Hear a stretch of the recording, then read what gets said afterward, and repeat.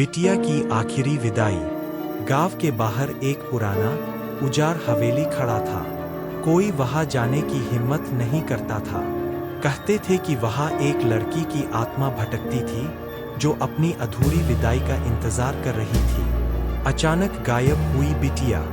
गांव की सबसे प्यारी लड़की सुनैना अपने माता पिता की इकलौती संतान थी। उसकी हंसी पूरे गांव को रोशन कर देती थी। लेकिन एक दिन बिना किसी निशान के वह अचानक गायब हो गई। लोगों ने ढूंढा पर वो कहीं नहीं मिली। हवेली की रात। गांव के दो लड़के अजय और रोहित सुनैना की तलाश में हवेली तक जा पहुंचे। जैसे ही उन्होंने दरवाजा खोला, एक ठंडी हवा का झोंका आया।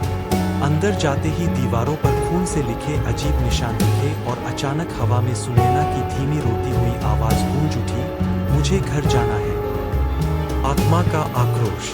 अजय ने जैसे ही दीवार पर टंगी पुरानी तस्वीर को छुआ, दरवाजा जोर से बंद हो गया। अचानक सफेद साड़ी में लिपटी एक छाया सीढ़ियों से उतरने लगी। उसके लंबे उलझे हुए बाल और जलती हुई लाल आंखें देखकर दोनों की रूह कांप गई। सच का खुलासा।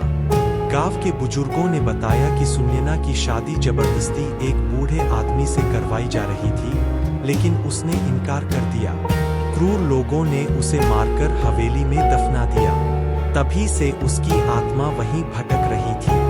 आखिरी विदाई।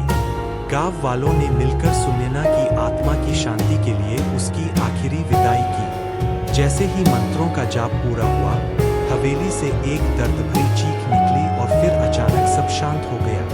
कहते हैं अब हवेली वीरान हो चुकी है, लेकिन अगर कोई रात को उधर जाता है तो अब भी हवा में सुनैना की अंतिम पुकार गूंजती है, मुझे घर जाना है।